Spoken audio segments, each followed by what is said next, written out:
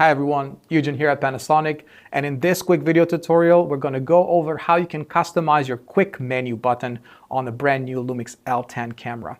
So we're going to jump straight onto the camera. First of all, what are we talking about when it comes to the quick menu? So switching to the other camera, I want to show you what that is. So if I come out of the menu here, there's a Q button, and if I press that Q button, it brings up exactly what the name suggests, a list of menu items that I'd like to easily access. So for example, right now we have the photo styles, we have the white balance, we have the ISO setting, and so on and so forth. And actually, besides having these here, we can actually customize what we get. And we can customize this both in the photo and video modes.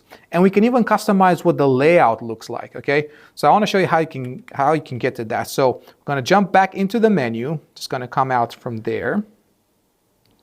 And then just navigate to the left-hand side here until you see this operation setting. Go to the right, and then on the very first page, you can already see it says Q menu settings. Select that.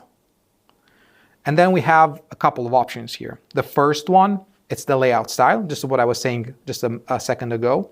So if you select this, it will allow it to switch between mode 1, which is what you already saw, where on the left-hand side, you actually get a preview of the image, and then all the different options will sit in this grid on the right.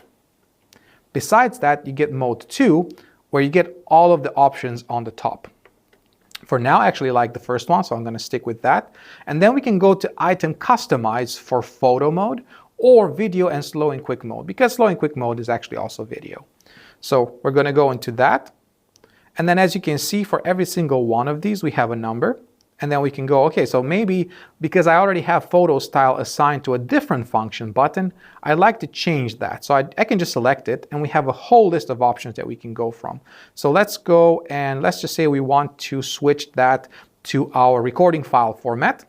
So I'm going to select that. And then next time, if I'm just trying to take a photo, I press the quick button. Now that allows me to really easily switch between, again, we can switch between JPEG, RAW, or just RAW.